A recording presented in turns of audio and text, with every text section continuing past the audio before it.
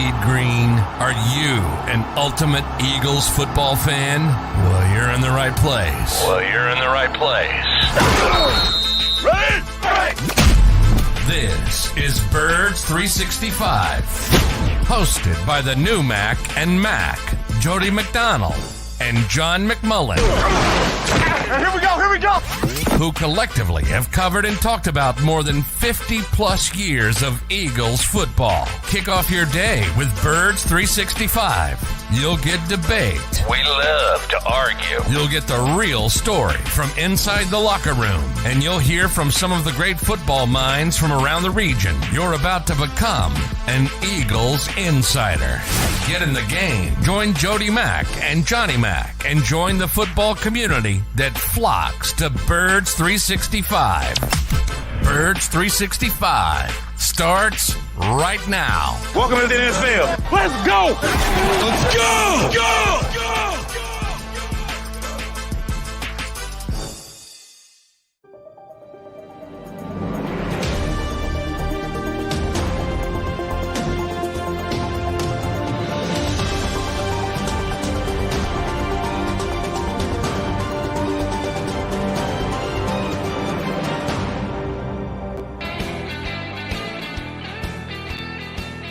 And a good morning, Birds fans. Appreciate you streaming in here on Birds 365. Mac, McMullen, and McDonald here to hang with you for the next couple hours. The Eagles will get back to work after the defeating, demoralizing loss at the Seahawks on Monday night.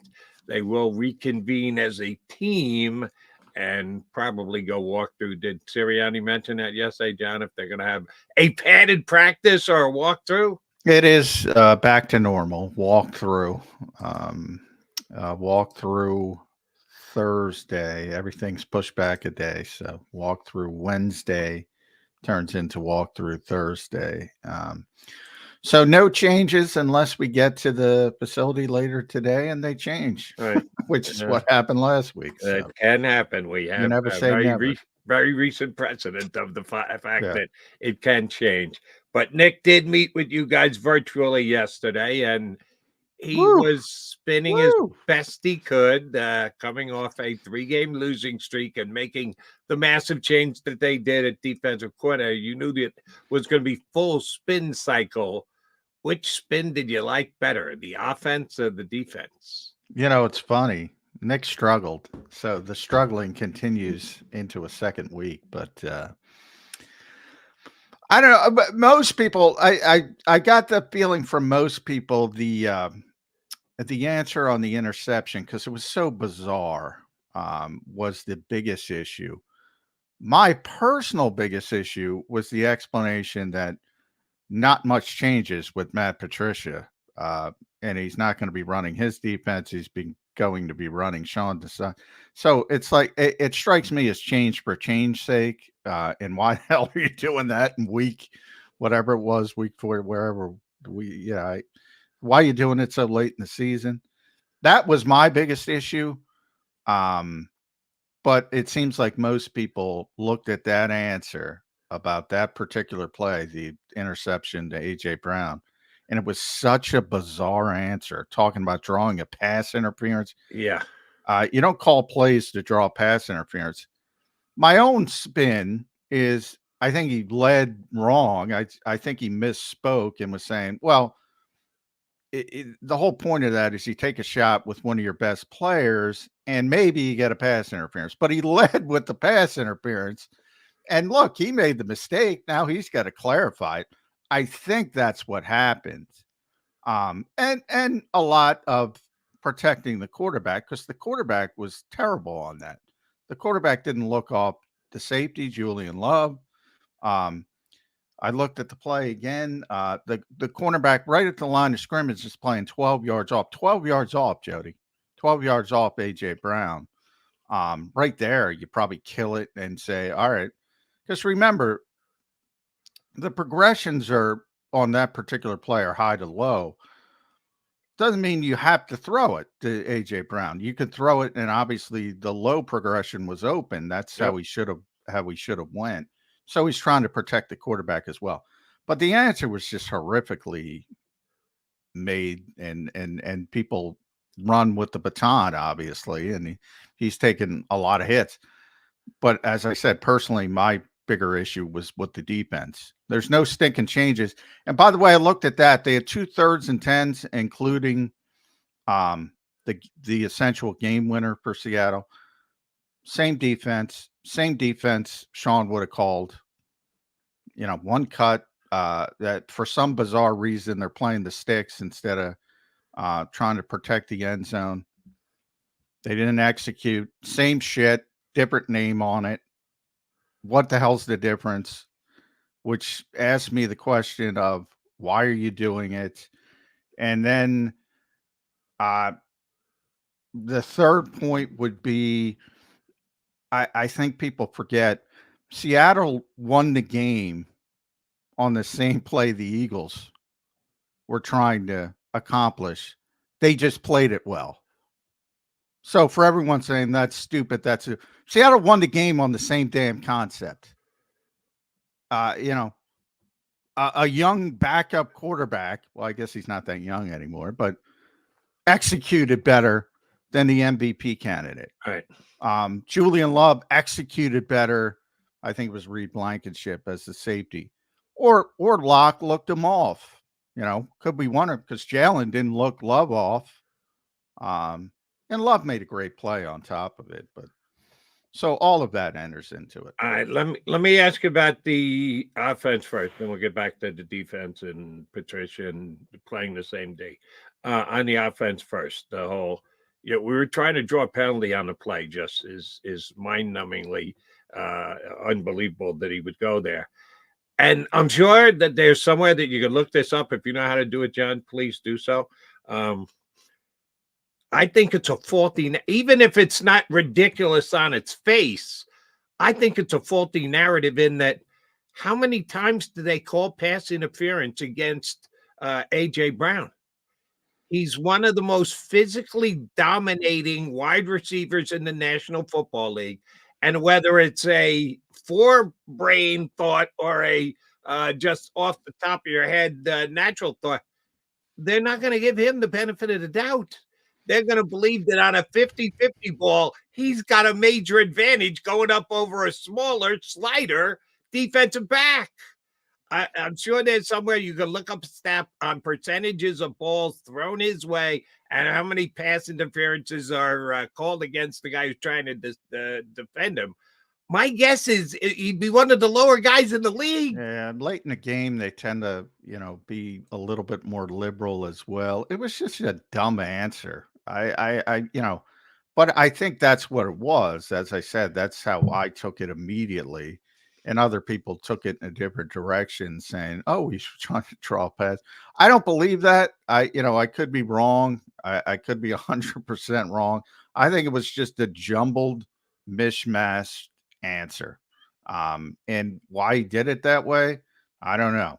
He's a little upset. I don't know why he answered it the way he answered it, but he answered it very, very poorly. And there's no doubt about that. As far as, he started. So at times there, we've seen you can get a pass interference there. I don't know why he started there. It is what it is on a particular play. But if you get a pass interference call there, and if the team is given, he goes into this pass interference narrative. They ended up getting a one-on-one shot that had some different things there, and we've seen it. So he added it at the end, and he added it at the end again. What I think he meant to say, we're trying to get a one-on-one shot with A.J. Brown, and you can also get a pass interference play, which would have been fine. Would have been, it still didn't work. It's still bad play by the quarterback, yada, yada, yada. But I think the way he answered it, the misjointed way he answered it, created a bigger thing than it needed to be. And, we can go back to his first press conference. We thought we were past this. I'm sure he's going to have interviews today. He's contractually obligated interview. I'm sure he'll correct himself. But yeah, when you say stupid stuff, yeah, people can take it in a million different directions. And oh, by the way, looking for a one-on-one is one thing. the quarterback's inability to judge the fact that he's throwing into double coverage and you didn't get the one-on-one that you were hoping for, that you could maybe draw That's pass the bigger interference issue. on. Come on, that's on the QB. And I'm sure he said all that because he was trying to protect Jalen. Yes. Jalen made a bad read on the play. Yes. The underneath option was open. Smitty was wide open. That would have got him close enough to field goal range, at least a long one. And we know Jake Elliott is completely capable of making long ones. That was the play. He just made a mistake. The quarterback made a mistake. If that was the number one option, and that's at least what we heard from A.J. Brown, which, oh, by the way, Sirianni never said that yesterday. He never said that, yes, Brown was the number one option on that play. We all assumed that Brown's telling us the truth. Would have been nice to get Sirianni to confirm it. That's on the QB. He's got to make the right call there. And he made the wrong call, and he threw it to the wrong guy, and maybe he was trying to protect him. But that's, I'm sorry, you just got to, from time to time. You didn't bother you to not protect you on the side when you told him, guess what? Go up to the booth. Matt Patricia's calling plays now, so you can't protect everybody, coach. But I will give him this much. He did protect Brian Johnson in saying the criticism of Brian Johnson. Yeah, Brian's calling the plays, but don't kid yourself. This is my offense. It's been my offense since the day I showed up. That didn't change year one, didn't change year two, hasn't changed in year three. If there's criticism of the offense, it should be left at my doorstep, not at the play callers, which is accurate and is right. And I've been saying 100 times on this show. He said it 100 times. I mean, it's his offense, and Brian gets a plate of sort of a template of things he can choose in certain situations. And oh, by the way, in high leverage situations, if Nick wants something called, Nick will get it called. And same thing with Shane, same thing. And he said it. It doesn't matter if it's Brian Johnson, if it's Shane Steichen, if it's in the future Kevin Patullo or anybody else, Alex Tanney down the road. It's always going to be his offense. He has said that consistently, as long as he's here, for better or for worse. So if people finally listen to that, good. And I've been saying, if you want to blame somebody on the offense, and they were terrible in Seattle after the first solid 2 drives, so 2 of the first 3 drives. Blame Nick Sirianni before you get to Brian Johnson. Well, speaking of which, Alex Tanney, he's another guy, kind of like Matt Patricia, hasn't been mentioned much in the last 12 weeks since preseason and you guys being down there every single day for camp. It's tough to judge. You guys get at least a partial look. The rest of us get no look whatsoever. So we don't know what kind of job that he's doing, but they talked him up a good game during this preseason. The quarter his back has gone backwards woefully this year. How is that anything but not a great job done by Alex Tanney? Well, position coaches aren't going to get much love unless you're Jeff Stoutland to begin with, but so they don't get much attention after training camp. 2 position coaches got jumped up to become coordinators this past year, right? No, yeah, I'm saying, but he was, he's moving directly. He was the assistant quarterbacks coach, and then he got promoted to being the quarterbacks coach. That's sort of how it works. To take over for Brian, who was the quarterbacks coach, who got promoted for the offensive coordinator. And that's, sort of the setup that Nick Sirianni wants, and he wants to continue to have success, and he wants, when guys get plucked, because if you have success, guys are going to get plucked. He wants guys in place with the system and his offense that knows, and he likes Alex Tanney a lot, who basically started, he came right off the field basically to be a coach. He was playing for the Giants not too long ago. So he's a very young coach. Yeah, I mean, he's regressed. So would I blame Alex Tanney for the regression? And by the way, he's regressed. Remember, this guy we talked about MVP candidates yesterday. This guy was the leader in the MVP race. What, 3 weeks ago, before the streak started? I mean, I don't see this massive regret. He's played poorly over this stretch. He's played very poorly. I'm not trying to make excuses, but I don't think if you look at the entire season and until this, when they were 10-1, and he was the leader for that in the betting markets, when they were 10-1, I thought, yeah, there were some issues with him running the ball, and we talked about what's going on there. But I thought he actually improved as a passer at that point. And then for whatever reason, you've had this downtick, and he needs to correct some stuff. And Alex obviously has to help him. Brian has to help him. Shane has to help him because he's not playing the same way. Why is he not playing the same way? I mean, I got to put it more on the player than anything else. Right. But we give position coach credit when a guy does well, and we talk about him as a fast riser, and they could be a coordinator soon enough. Well, when it goes the other way, we got to at least be fair and say, what's the problem? And, well, yeah, I mean, everybody looks bad when you're playing like this. So, because everybody, quality control coaches, if anybody knew who they were, they look bad. Everybody looks bad when you play like this. But yeah, I mean, again, when they were 10-1, everything was great. Not everything, but most people were taking shots at the defense, not the offense. Now they complained about the style points, and they complained about the play caller because they always complain about the play caller. I went through the list. You go back to Dana Bible, every single one of them. Fan base didn't like for large portions of their. Now there's some revision with Frank Reich, and there's some revision with Shane Steichen. People forget the early days. Those guys had tremendous success and took them to help take them to Super Bowls. So there's some revision, but part of the job, you're going to get shat upon. Bottom line. Right. And since you went to the MVP thing, I think what it tells you about that is, and remember, these are betting markets. These aren't the 50 guys who have MVP polls being MVP votes being polled and saying, who are you leaning toward right now? So it's speculation at best. It's smart speculation. The betting markets are what they are, and they make millions, if not billions of dollars because they're very good at what they do. But they base that on, I think you could draw this conclusion, the quarterback of the best team. Jalen's numbers were down. Hey, you compare where Jalen was 14 games into the season, 14 again, or 11 games at the time when they're 10-1. It's compared to where he was the year before 10-1. They're not even close.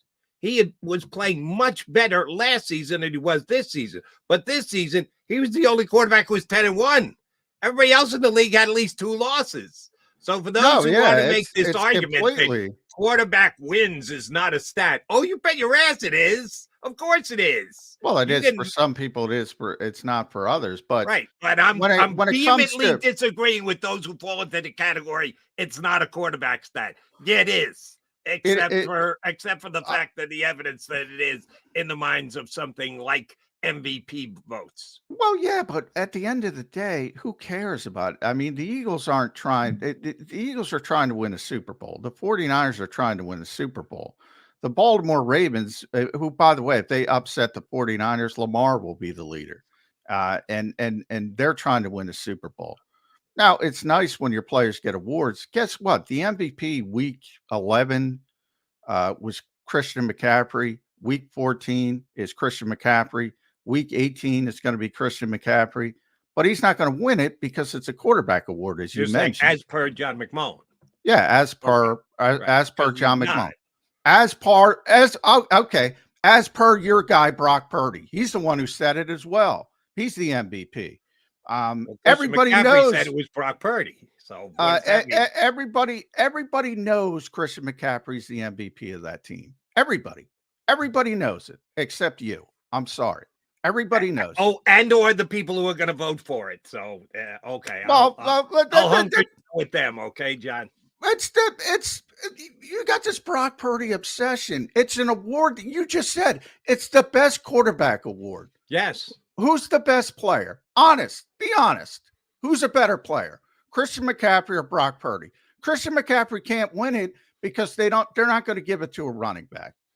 And he's so good. I hope that there's smart enough people, and we got to get Rob Motti on. I hope there's smart enough people that actually vote for him, because it would really improve my thoughts of the people that do that, instead of just voting for what you said is correct, by the way. It's the quarterback on the best team. That's what the award is. That's what the award, and that's fine, but that's not meaningful when you have an historic year. Here's where you and I separate. The word value. For me, value means winning football games, not who's the best positional player at their position. The quarterback starts with more value. It's baked in. Well, the position lends itself to more value. So if you are the best quarterback, that gives you a major advantage on being the best valuable. You're equating who's the best football player equals the most valuable player. That, in my opinion, and apparently in the opinion of those who vote, is not so. They look at value as value rather than who's the best football. Whoever we determine is the best football player, therefore that equates to the most valuable player. They just don't look at it that way, nor do I. Well, that's fine. Everybody can have definition, but you've created the award, not you, but you've agreed the award is best quarterback, quarterback on the best team, which I agree with. We agree with that. And that's fine. People have made it into that award. That's why I say the award is meaningless. There are certain years where players are so good. See, John, you use words like meaningless. Why would you do that? Because it's meaningless. It's not meaningless. Because no, you disagree with the definition and the way that they give it out. Well, that's what this show is. Winning a National Football League MVP is more than meaningless. Well, when we have this show, we have this platform. We're lucky enough to have this platform. I hope I don't have to say after every opinion of mine that it's my opinion. Obviously, it's my opinion, Jody. I hope we can stipulate that moving forward. It's my opinion. It becomes meaningless. It's the best it's the quarterback on the best team. Who's having the best season? And when you have an historical season, I covered Adrian Peterson during his MVP year, and they gave him the award, which is still astonishing to me. But the game has changed even so much since that period. And Christian McCaffrey's having such an historical year. I hope he gets the recognition. I fear he's not getting the recognition. So yes, to me, who cares? It's meaningless. It could be Lamar. If Lamar upsets Brock Purdy, it doesn't knock you, because you think I'd knock Brock Purdy. It doesn't knock Brock Purdy down a perch because people think Lamar beat him. I saw Emmanuel Acho argue. He's getting yelled at yesterday on TV. Who's better? Because everybody thinks Lamar's a better player, but Brock's right now is in the lead. Who cares? He's having a tremendous year. That's what I mean. It doesn't matter. If Lamar Jackson beats him on whatever day that is, whenever they're playing, Christmas night, that makes him the MVP over Brock Purdy. That's why I say it's meaningless, in my opinion. Brock Purdy's still having a phenomenal year. But if you ask me, he's not even the MVP on his team. And that's not an insult either, because Christian McCaffrey's having an historic season. And in my opinion, yeah, Brock Purdy is the MVP. And we'll find out in 3 weeks. And yeah, if Lamar goes out and completely outplays him and dominates him, oh yeah, I think it's that close that Lamar could actually jump up and at least pull even with him, if not go ahead of him. But we got to wait until to see how the game is played on Sunday night between the Ravens and the 49ers. All right, waiting in our green room is John Stolnis. I don't even know if we'll ask him to jump into our MVP debate or if we'll just get to what the hell is wrong with the Birds. We will punch John Stolnis from Bleeding Green Nation up next here on Birds 365.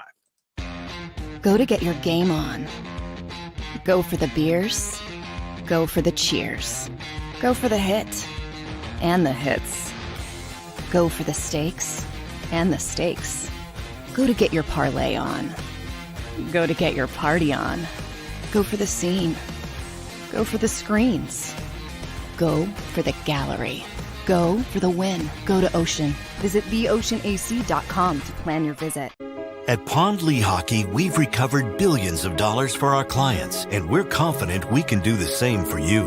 With over 250 years of combined courtroom experience, we've helped over 100,000 injured clients obtain some of the largest settlements in Pennsylvania. One conversation is all it takes to help you and your family get back on track. If you've been injured in an accident, give Pond Lehocky a call. They're carving them up and good play calling along the way. First and goal at the 6.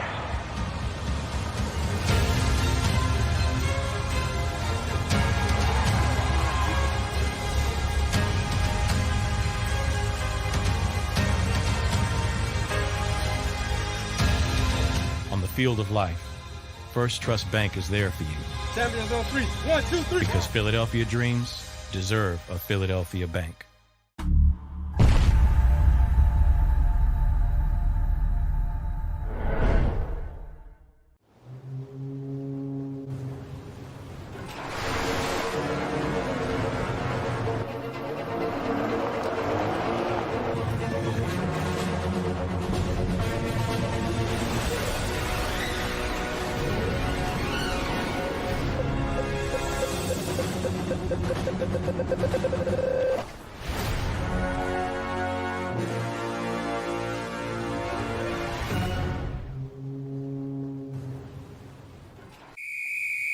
Underdog Fantasy has a way for you to play alongside your favorite football team all season long with their Fantasy Pick'em game.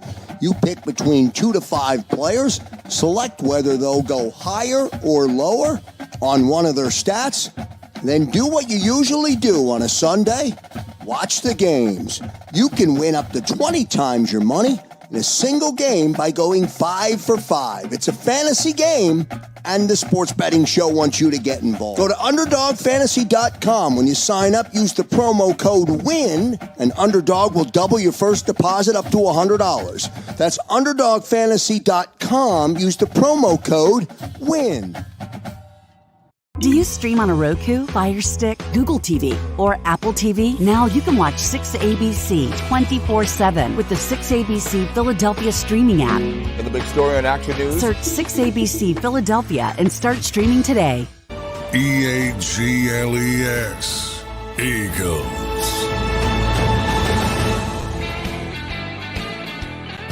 Birds 365 here on the JAKIB Media YouTube channel. Hit that like button because John Stolnis is here. All right, I know you don't like me.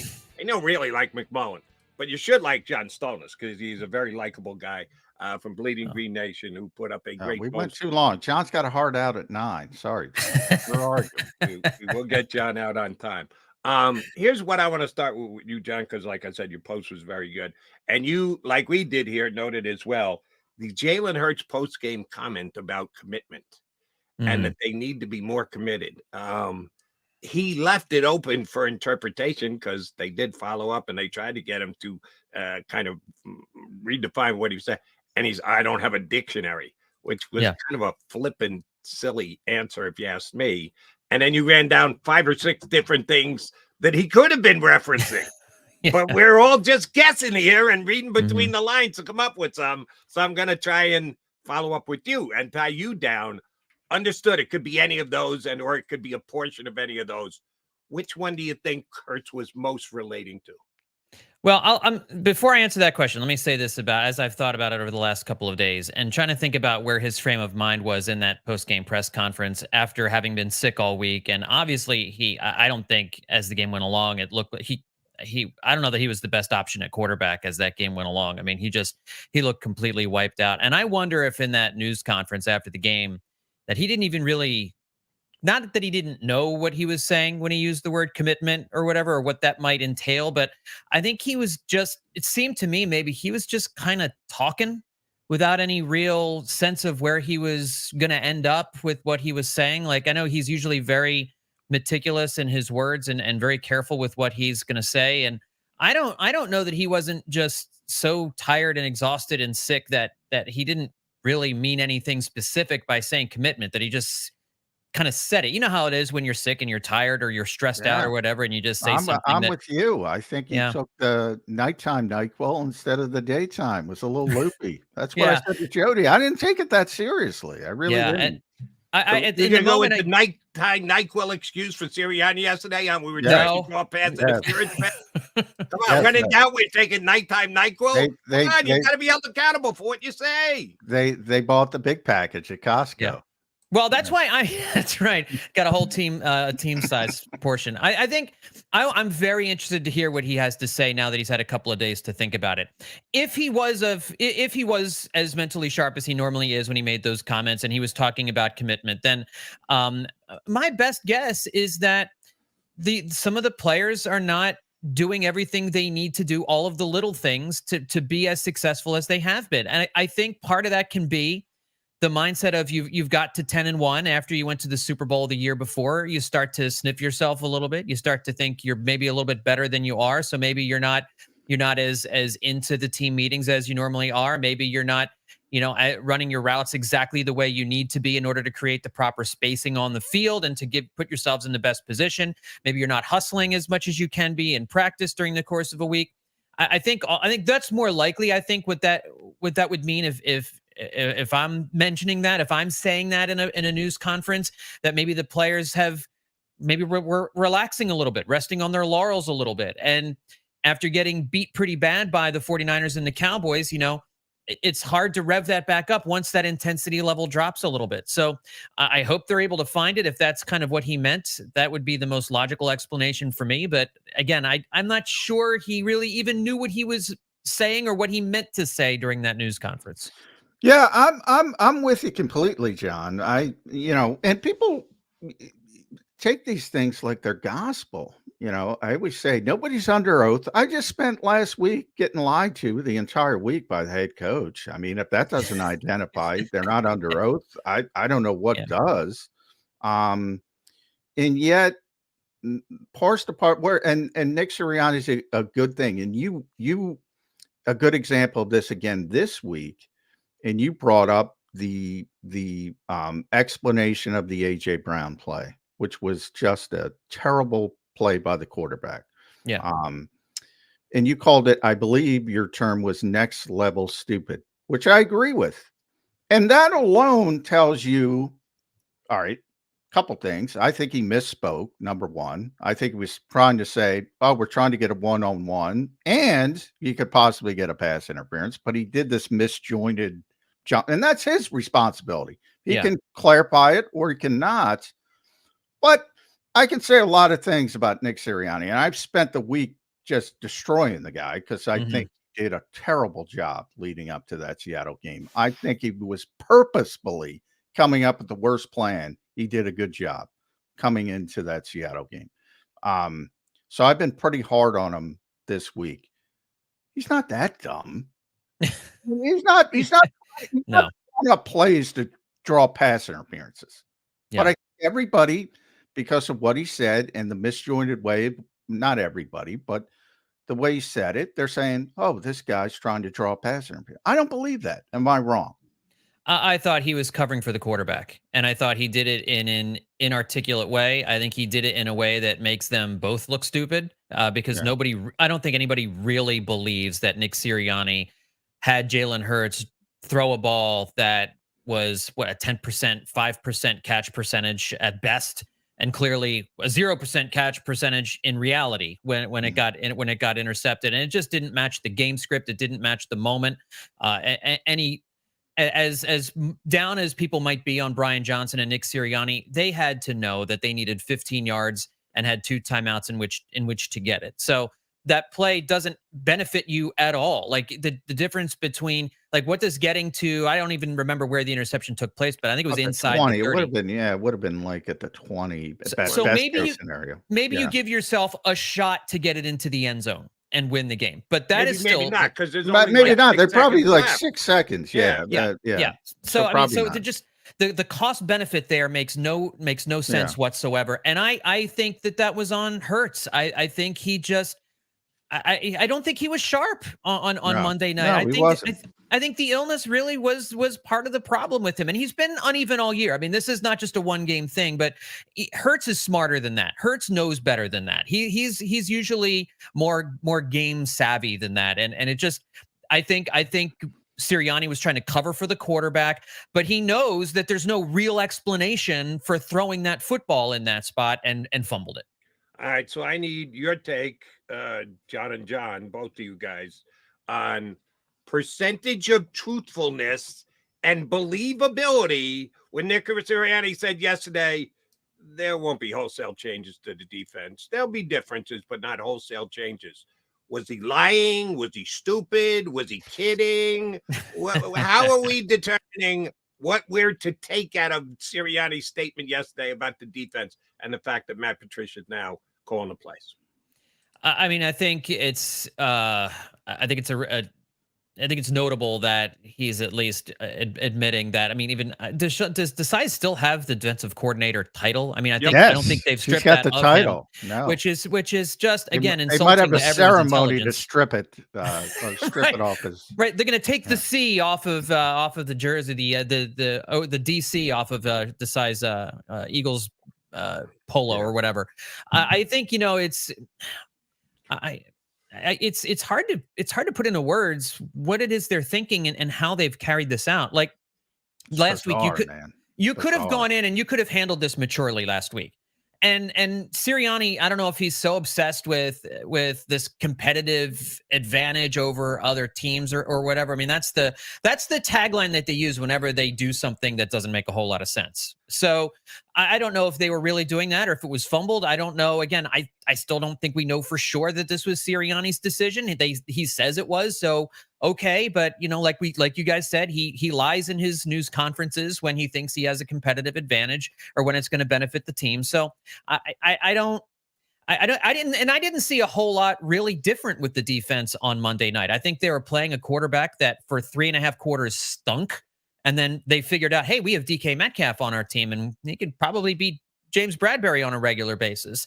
Yeah. I mean, they did some things different. Some guys played more snaps than they had. Some guys' roles were a little bit different. But at the end of the day, it comes down to that front four being able to get pressure. And if they're not, you can move all those linebackers and safeties and corners around and all that as much as you want to. It's not going to have a whole lot of difference. And so I mean, I think they're just kind of moving deck chairs with that defense right now. Yeah. And it's they're grasping at straws.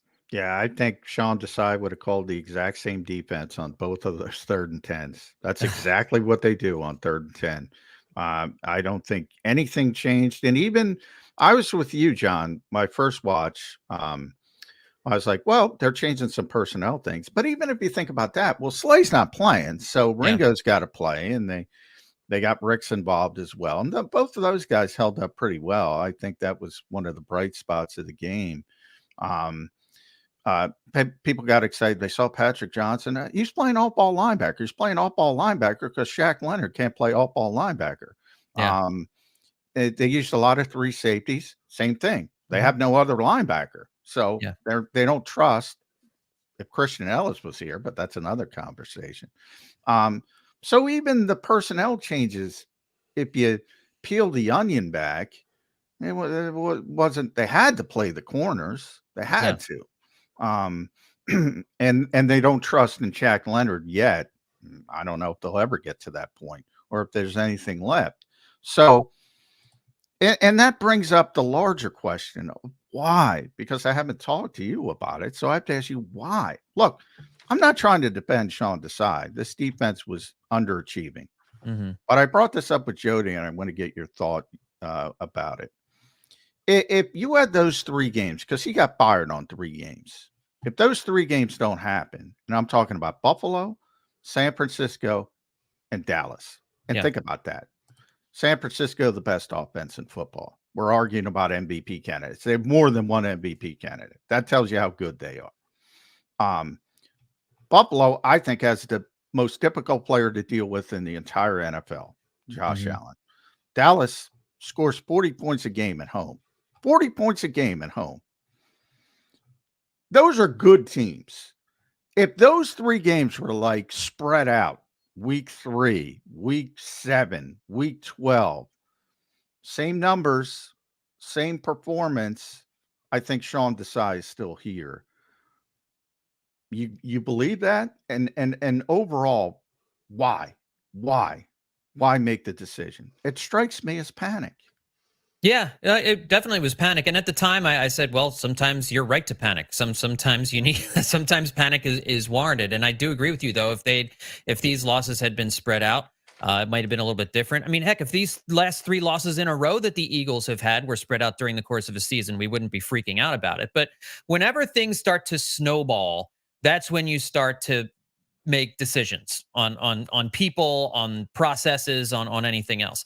And things are starting to snowball. And it's December when things are starting to snowball. Like if you have this 3-game losing streak in October, you're not panicking like this because you still have plenty of time to figure things out. Well, you're running out of time to figure things out. And you only have so many buttons that you can push in order to try and get the ship right.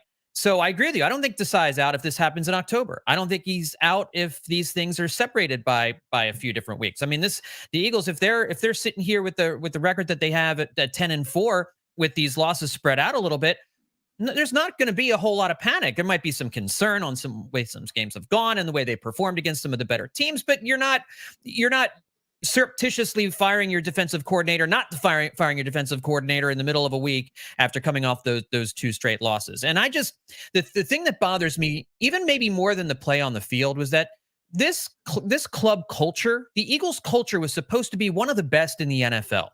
The locker room was supposed to be one of the best in the NFL with all of these leaders, with a CEO head coach that knows what he's doing, with these offensive coordinators who are learning on the job but had been getting the job done so far. And they allowed these 2 losses to the 49ers and the Cowboys to completely upset the apple cart, to completely throw the entire locker room and the culture of this team into chaos. That to me is worrisome. Because I thought there were more adults in the room than there seemed to be over the course of this last week. I mean, you have Hurts talking about commitment. You have this mess with the defensive coordinator. Fletcher Cox last week was talking about we need to find out who our guys are. There were reports of finger pointing after these 2 games. Like, you allowed these 2 really bad losses to completely throw everything into upheaval like that. That's not what I thought this team was. That's not the foundation I thought that this team had. And that's what, as much as anything as we're talking about with the defense, with the front 4 not being able to get pressure, all these big money guys you have not getting the job done, the response to it is as concerning as anything else. All right. I'll let you, in advance, second guess the new defensive coordinator of the Philadelphia Eagles this week. Yeah, I disagree with John about the whole Patrick Johnson thing. He got a handful of snaps, whether it was at linebacker or a 5th edge guy, 5th guy on the line. The guy who got the extra snaps with Shaq Leonard not playing more than 50 was Sidney Brown. They went with an extra DB rather than an extra linebacker. A linebacker off the field went DB because he played as many snaps as he did. Ringo played as many as did. Ricks played as many as he did. And Bradbury played the whole entire game. How about this week? Bradbury got his lunch eaten again this week. He's been terrible after being all pro last year. Do you go even further? Because Sidney Brown had a terrible game. Awful tackling. Awful. Do you give him that many more snaps off that? Do you put the rookies who both played well? Neither one gave up a completion. Either Ricks or Ringo. Do you put even more on their plate this week and back off Bradbury? Would you think about setting Bradbury this week against the Giants? I probably wouldn't sit Bradbury. If Darius Slay is in the lineup, I might do that. I think he at least gives you a veteran presence out there. I think you can certainly stop having him play man in some of these key situations on these 3rd and 10s and isolating Bradbury on the field in different spots. I think schematically you can hopefully hide a little bit of the fact that Bradbury's speed is gone and that he's not able to keep up with some of these guys. I would certainly, and thankfully against the Giants, their skill position players are far below anything the Eagles have had to face over the last month and a half. So that should help. I mean, it's Bradbury is clearly not the same player that he was a year ago, but I don't think you can take him out of the lineup. I think you need him in there. I think turning over the secondary to Ringo and Ricks both would be a little bit troublesome. I guess the argument could be made that if you're going to do that, this is the week to do it against an offense that doesn't have a whole lot on the outside. But I would still probably keep Bradbury in there in the hopes of trying to get him right ahead of the playoffs and figure out what kind of defenses you can call with a diminished Bradbury out there once the bell rings for the postseason. Yeah, boy, if you asked me to give you my most positive spin on that game, I would start with Ringo. I thought he held up really well. But boy, yeah, I'm not ready to make that move. And even Ricks, getting him out of the slot, he was a disaster in the slot, but he's not a slot cornerback. It's not his fault. He's a big 6'2", rangy. He doesn't have short area quickness. And even he played well. I think that showed you his long-term upside. But boy, man, you're 10-4. I get it. You lost 3 in a row, but the world is not over. You're still going to be playing in January. I got to get Bradbury right, or at least get him some confidence back. I don't know.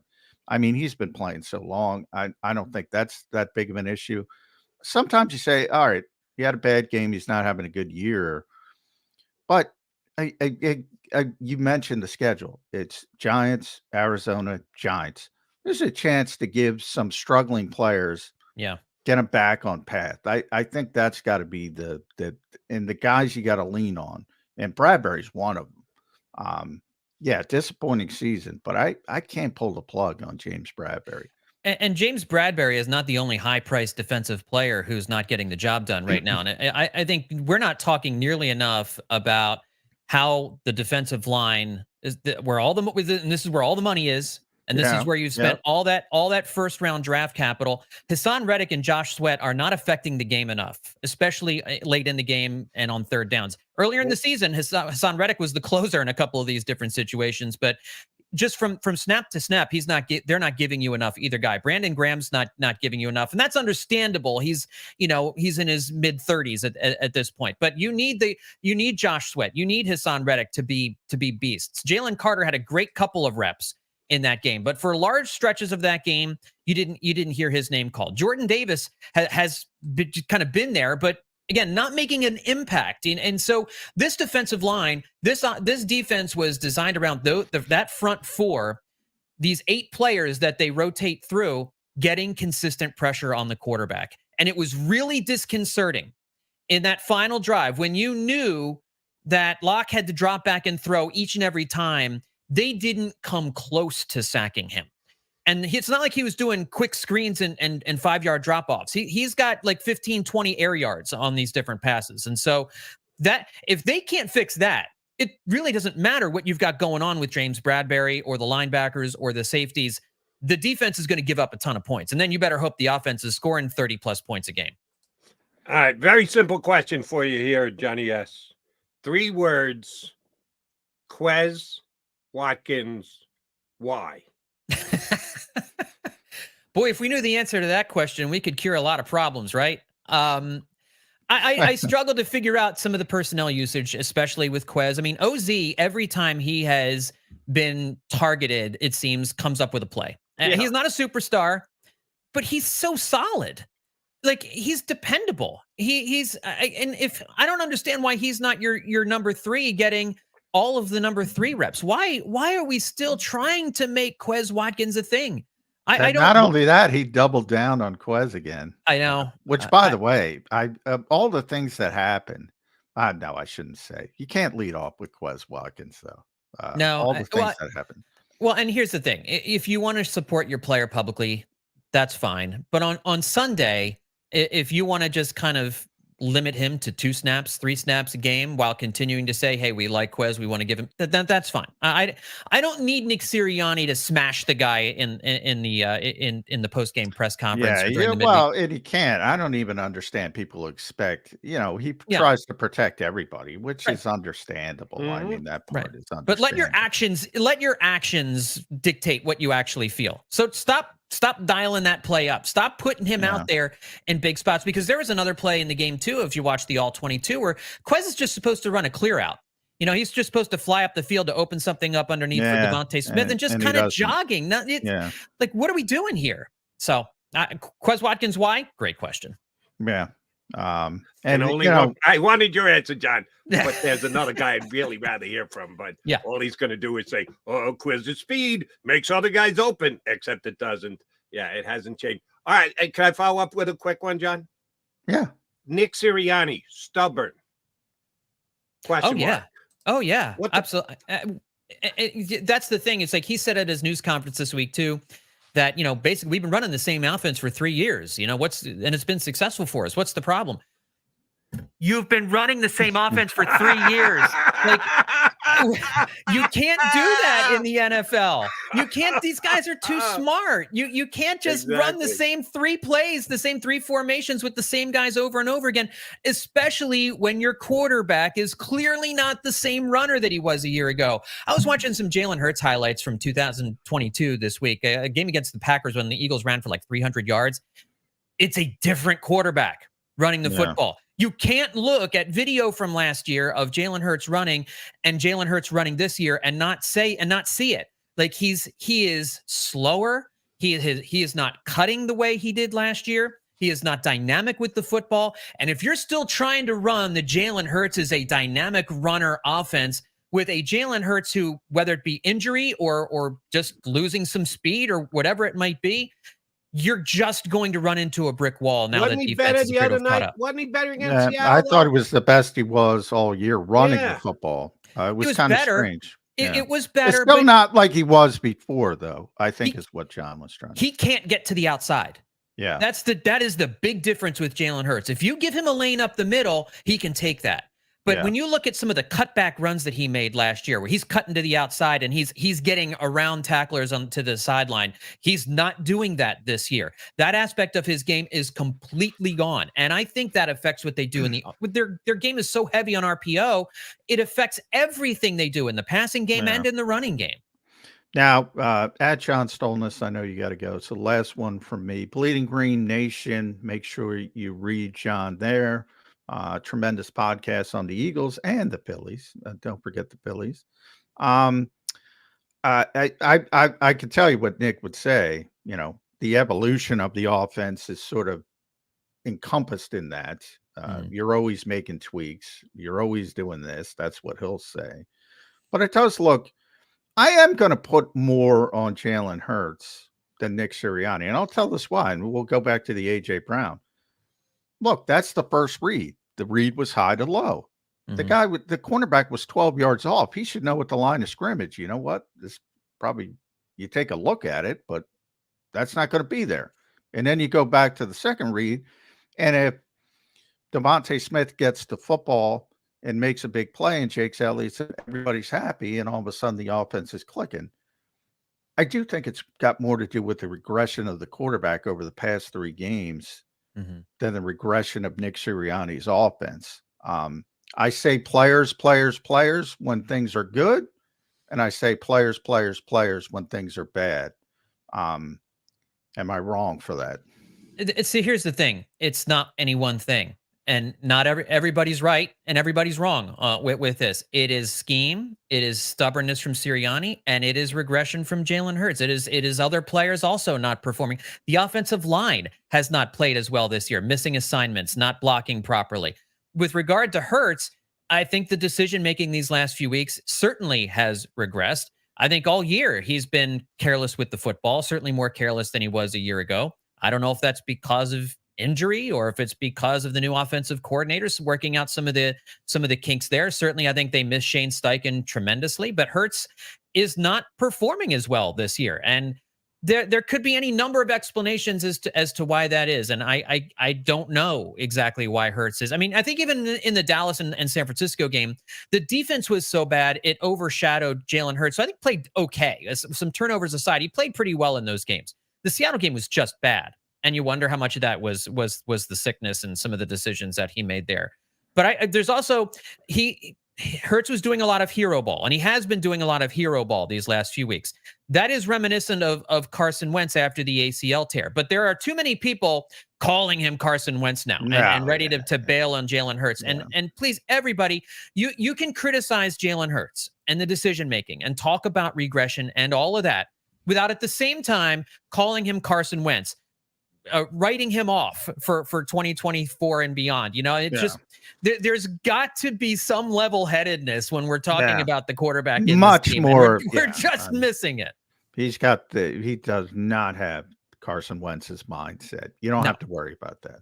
Yeah, I agree. Even though, according to both John and John here, he went to the nighttime NyQuil and said something foolish.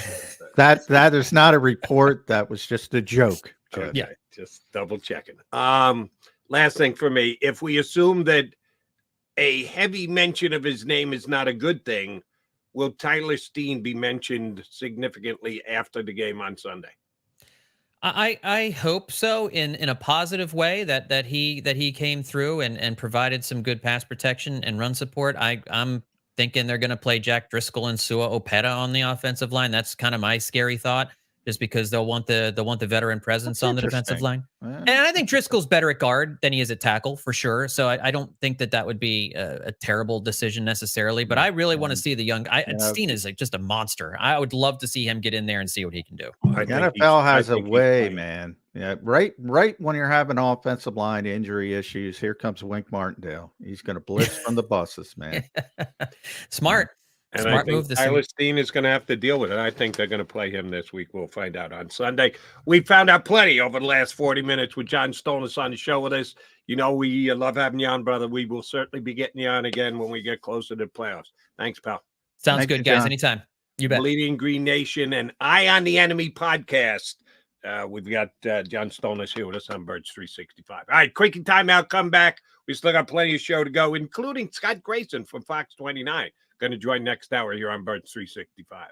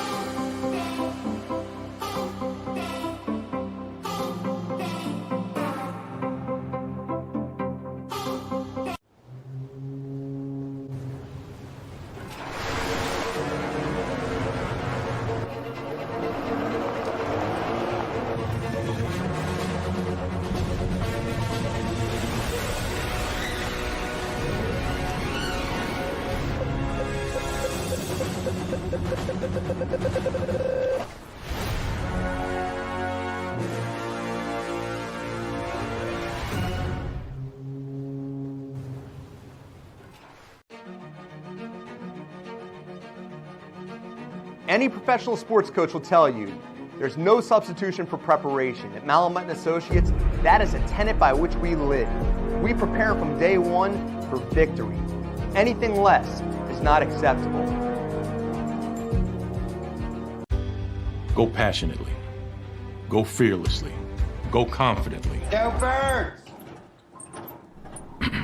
Go confidently towards your goals with First Trust, Philly's hometown bank for nearly 90 years, and the official bank of the Philadelphia Eagles. We're focused on getting you over the goal line.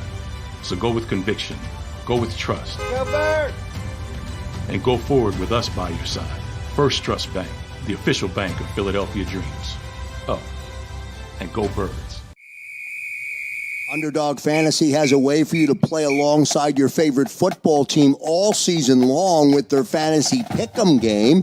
You pick between 2 to 5 players, select whether they'll go higher or lower on one of their stats, then do what you usually do on a Sunday.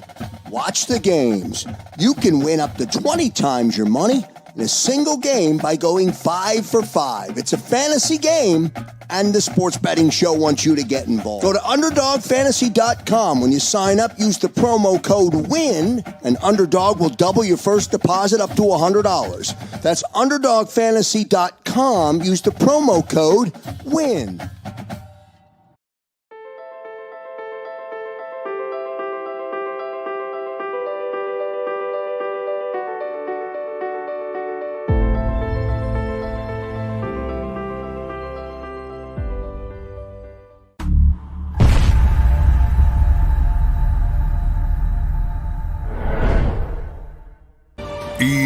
EAGLES, Eagles.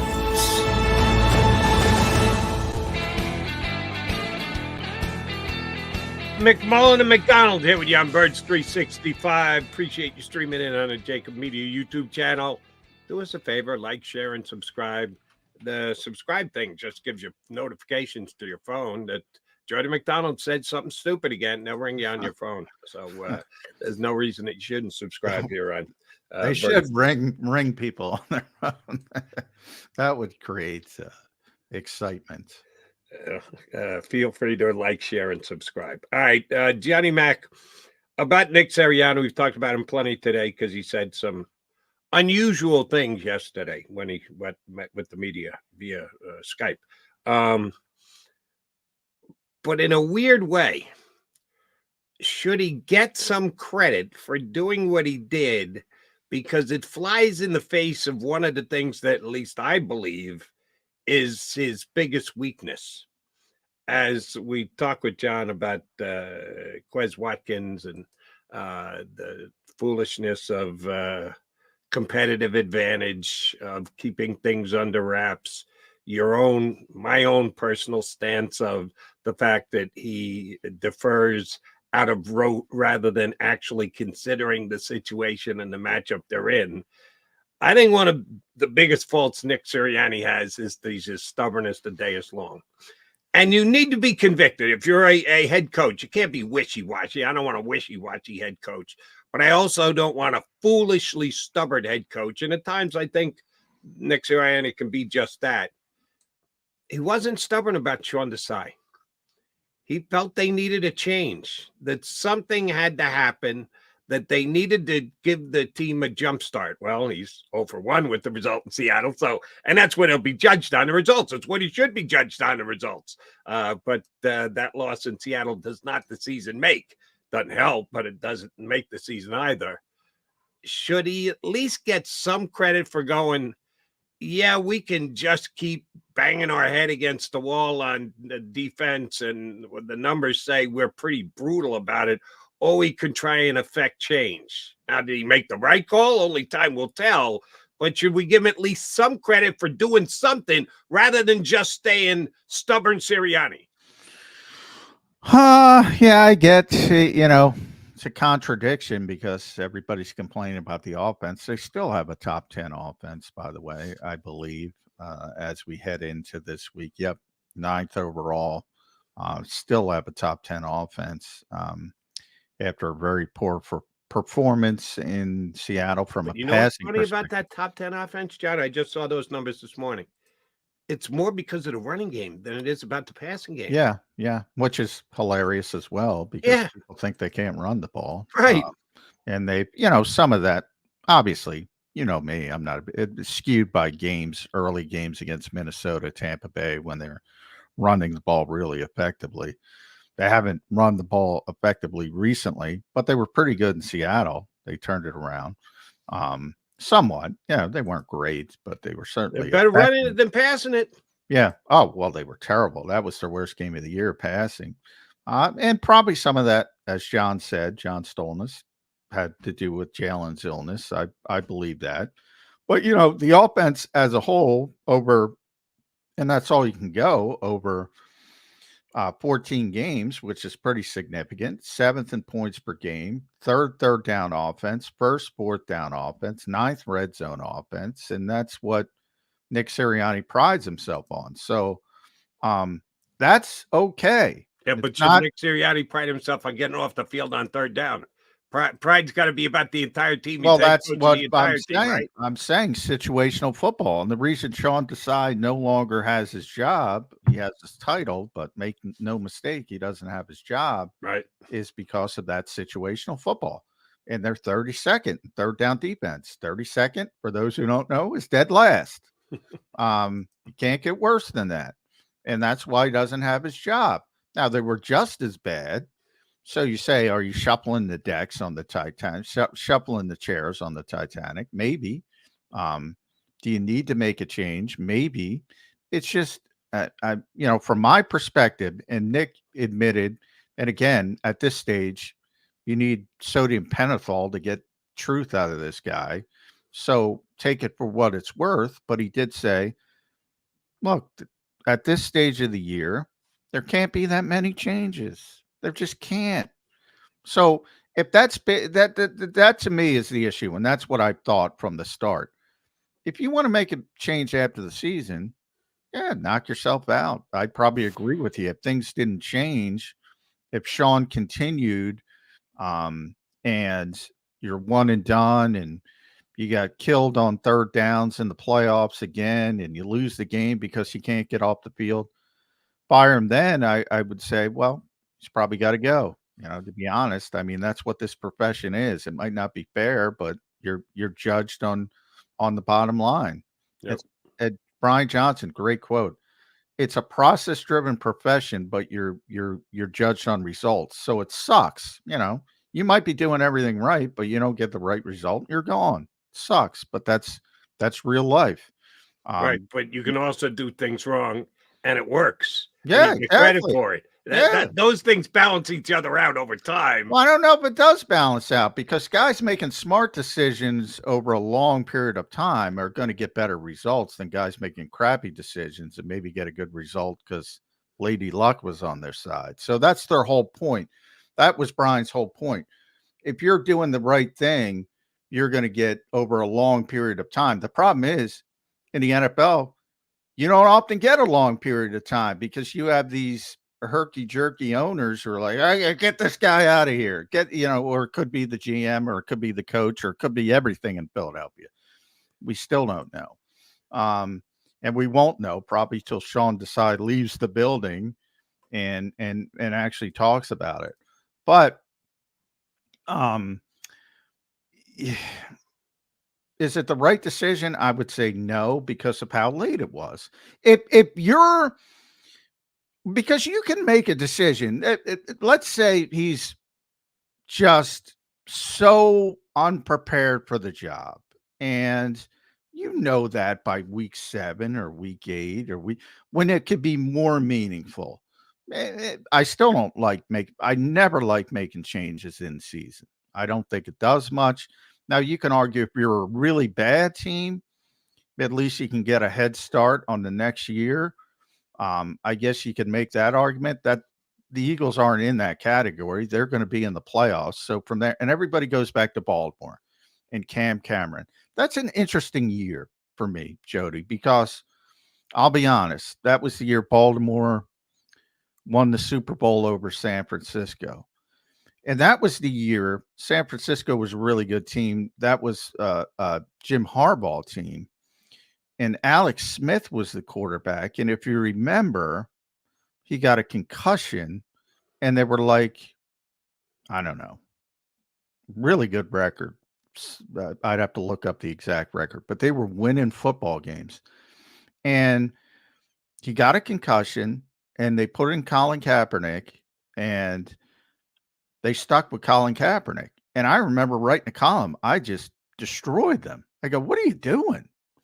The guy's just winning games, and he benched him because of a concussion. And his whole thought process, and Jim was right. He's like, we had a ceiling with Alex Smith, who's very good coach. We talked about game manager, blah, blah, blah. He was a great game manager. Again, people consider that insult. I don't. 85, that's what Chris Long said this week. 85% of the quarterbacks in this league are game managers. 85%. He said 4 to 6 are different guys. The Mahomeses, the Josh Allens, and now we're teetering as Jalen Hurts. I thought he was in that category. Maybe we're not. So if you look at it that way, from Chris's perspective, and by the way, he also had a good idea. Because that name has become, that phrase has become poison by people using it in a negative fashion. So just call it something else. He said game executive, whatever. 85% of the guys, he said, are game managers, game executives, whatever you want to call it. And there's a handful. He said 4 to 6. There's a handful of guys that are different. And right. But let me ask you a question about that. I wish we had, you said you think you can get Long on the show. Love to see if you could pull that off. What do you think the general public looks at that as? Chris Long can call it whatever he wants, and it's a good thing that he explained, here's how I dynamically break it down to show you what I mean by the definition of game manager when I use game manager. That's good. Good on Long for doing that.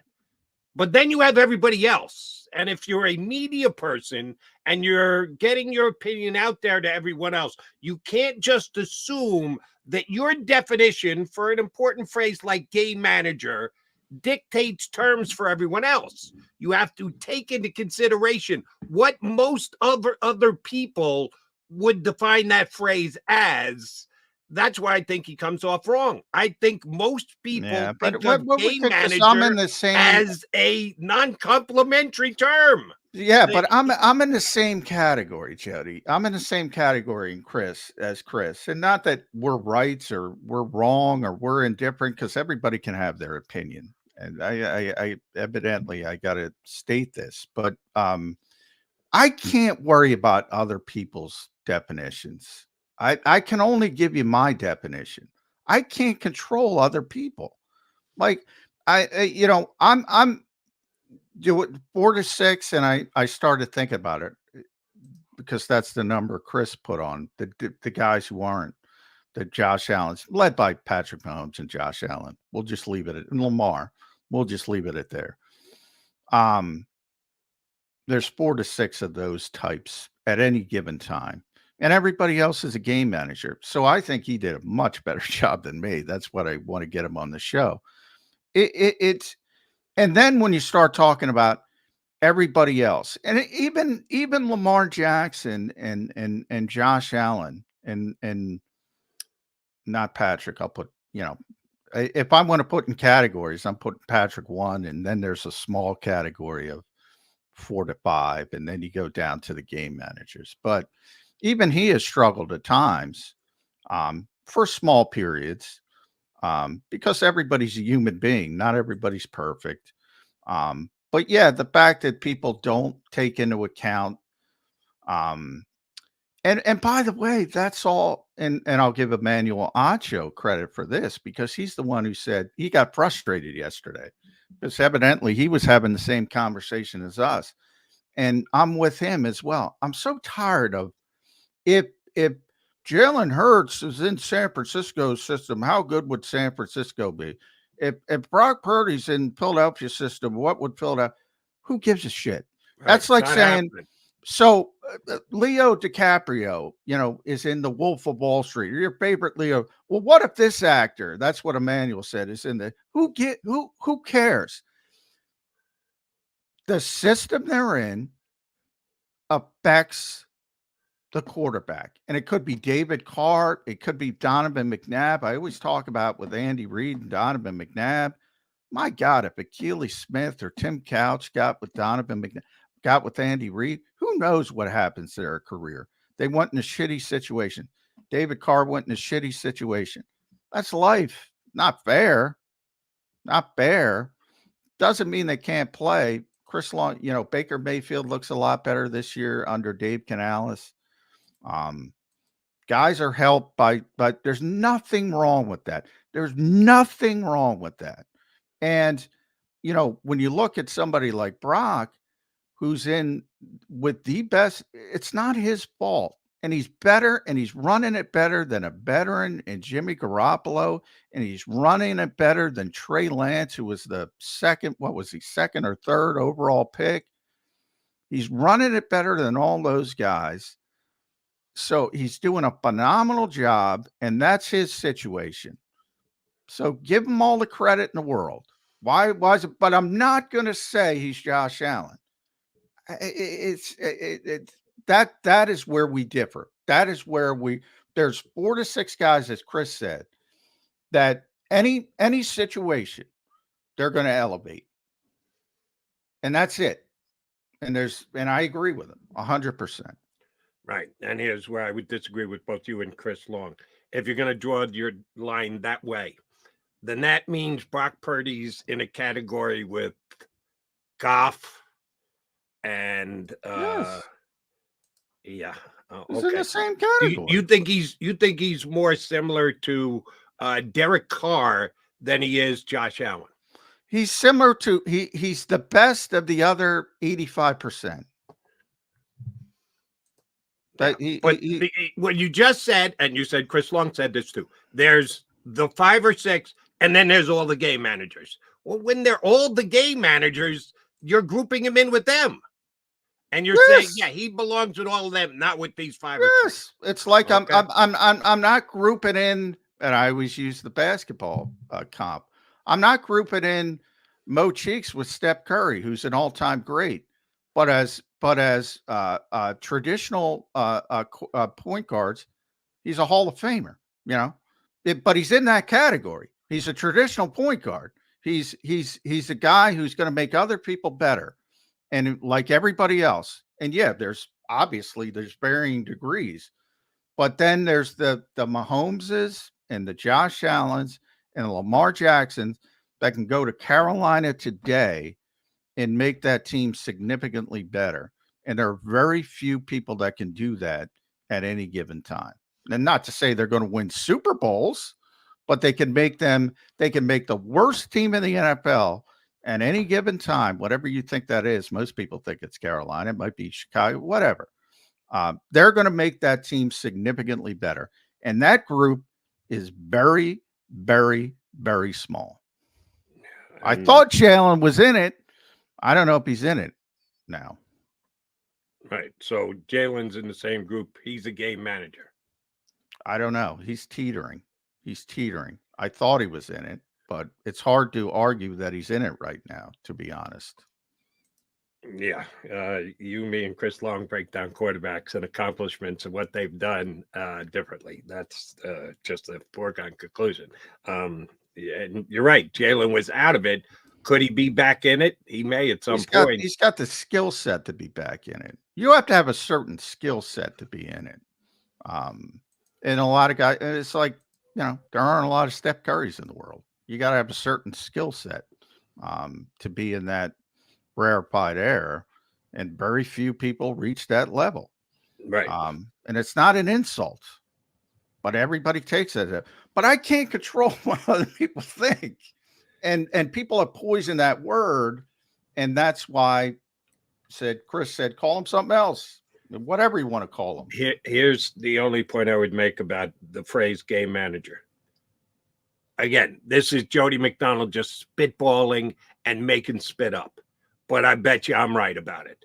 Most times when media members, John McMullen, Jody McDonald, Chris Long, Mike Florio, Chris Sims, Boer Esiason, whoever else you want to put into that group, use the phrase game manager. You know what phrase they use? What word they use before it?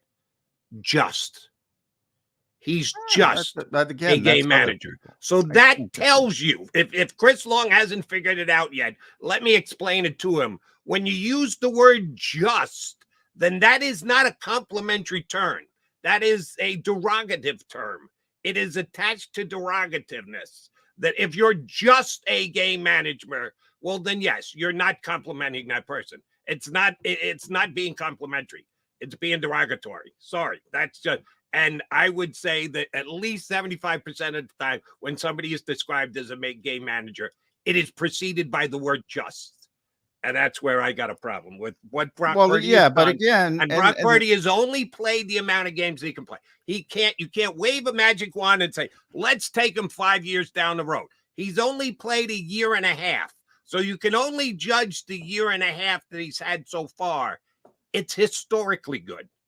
And when someone says, yeah, but he's just a game manager, I'm sorry, I'm going to disagree with you and argue with you. Well, then disagree with them. I can't control you just listed off a bunch of names. Scott Grayson's is going to be on the show. If Scott says something, that's on Scott. I can't control what Scott says. I can't control what you say. Right. I can control my definition of the term. My definition is not an insult. He's in a group where it personnel, scheme, play calling matters, and most of all, his play matters. Most of all, but it all matters. Things have to be right for the 85% for them to win. That's all I'm saying. It's not an insult. It's the vast majority of quarterbacks in the world.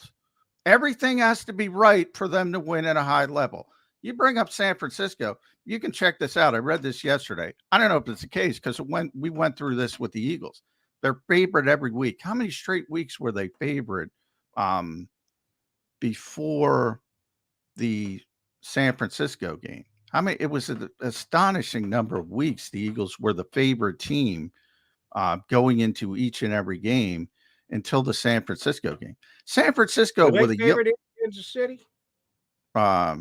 Or was it the Kansas City game? Well, whatever. Whichever game they weren't favored for the first time, it was a long time before they were the underdog. They were favored in the Super Bowl last year against Kansas City, but I think this year they might have been an underdog. But my point is, it was a long stretch of time. San Francisco has gone 25 games, and I didn't check this, I just read it, where they've been the favorite. 25 straight games. Maybe now, regular season. They weren't favored. Well, it's probably regular season in the championship game. Probably regular season, and that's talking with a rookie quarterback who was, that tells you how good the team is. There's not an insult. San Francisco, take Brock Purdy off the table, Jody, because I know. And by the way, you were ground floor on Brock Purdy. I give you applause. Take him off the table. Pretty fucking good team. With anybody. Yeah, but Would you agree with that? If I'm the Philadelphia Eagles, I'd rather be facing the Sam Darnold-led 49ers than the Brock Purdy. I'm not. That's not my question. Pretty fucking good team, right? They were still pretty good team. Yes, they were a pretty good team with Jimmy Garoppolo, weren't they? Pretty good. Yes. They decided to go with Trey Lance. He got 2 games before he was injured. Do you think they were going to go 2-14 if Trey Lance didn't get injured? No. Pretty fucking good team. Yeah. That's all I'm trying to say. Pretty fucking good team. Not his fault. He landed in a great spot. What are you supposed to do? We could do a half an hour on how much the head coach of the 49ers and his system are overrated, but we don't have time to do that because we got to punch up Scott Grayson from Fox 29. Scott Grayson next here on Birds 365. Go to get your game on. Go for the beers. Go for the cheers. Go for the hit and the hits. Go for the stakes and the stakes. Go to get your parlay on. Go to get your party on. Go for the scene. Go for the screens. Go for the gallery. Go for the win. Go to Ocean. Visit theoceanac.com to plan your visit. At Pond Lehocky, we've recovered billions of dollars for our clients, and we're confident we can do the same for you. With over 250 years of combined courtroom experience, we've helped over 100,000 injured clients obtain some of the largest settlements in Pennsylvania. One conversation is all it takes to help you and your family get back on track. If you've been injured in an accident, give Pond Lehocky a call. They're carving them up and good play calling along the way. First and goal at the 6.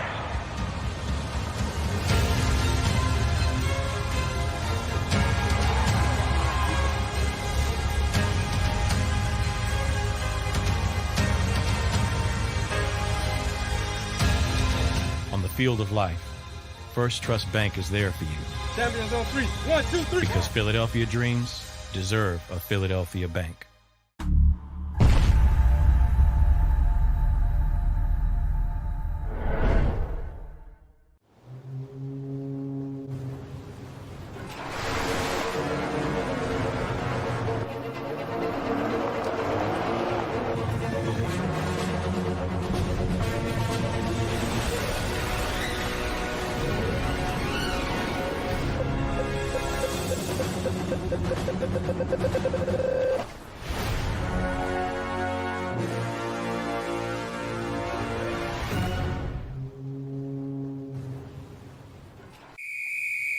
Underdog Fantasy has a way for you to play alongside your favorite football team all season long with their fantasy pick'em game. You pick between 2 to 5 players, select whether they'll go higher or lower on one of their stats, then do what you usually do on a Sunday. Watch the games.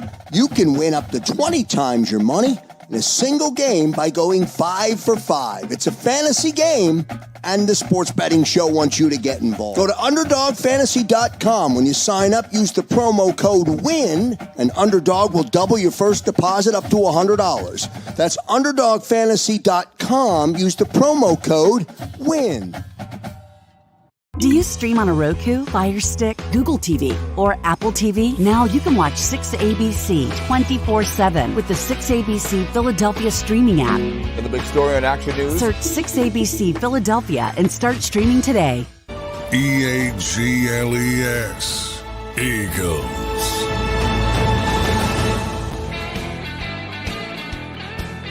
Mac and Mac, joined by our buddy Scott Grayson, the sports director of Fox 29 and Eagles fan. I want to start there. Eagles fan. How do we determine when you're an Eagles fan or not? Because John and Stonis and McMullen and I were having a conversation early, and I was a little surprised, if not taken aback, by the fact that both John and John were willing to cut Jalen Hurts some slack that, yeah, he might have been sick the other night. And he said something that maybe he didn't really understand what he was saying. And we don't necessarily want or need to hold him accountable because he might have been sick. And Nick Sirianni has said some lying and dumb and foolish things this week, but he might have just misspoke. The whole going for a pass interference thing, he just got his words jumbled and whatever. And you shouldn't hold it against him. Should we? Because if we're not, here's where I think we have to hold players and coaches responsible for what they say. If you're a fan of a team, you want to root for the team. You want to root for the individual players. You want to become a fan of a player. Jason Kelce is such a popular player in this town because of what he says and how he handles himself in public situations. That makes him as lovable as he is. If we're not going to listen to what these guys have to say and hold them to what we're saying, we're back to the old Seinfeld joke of, well, we're rooting for laundry. We're not really rooting for a team. We're not rooting for guys. We're rooting for Midnight Green. That's all that it is. By the way, that Jerry was right. That's all any fan does. They're rooting for laundry. See, I disagree with that. I hope that fans are more than that. That they actually pay attention and listen to the people. They'll be. I think this fan base does. Yeah, I think this fan base pays attention. Look, we've seen trash cans outside of the NovaCare complex, and we've seen signs to run the ball. I think this fan base is an educated fan base that pays attention. Now, I agree with you. I think I've used this analogy this week. I think Nick Sirianni is flying a plane that's got two engines on fire, and he's got to try to figure out a way to land this thing. And I think he's acting like a guy who's feeling the pressure of flying a plane that's not really doing real well and has got a very good chance of not landing. And it's, to me, I think, I was just looking back while you guys were talking at the transcript from yesterday and just kind of refreshing my memory a little bit of what he was saying. And there are things that are being said that just make you scratch your head right now. And I would argue Nick has not faced this kind of pressure in his 3 years here. I know they lost 3 games in a row the year they went to the playoffs and played Tampa and then lost. No expectations, though, that year. Exactly. And this team, and the reality of the situation is they're 10-4.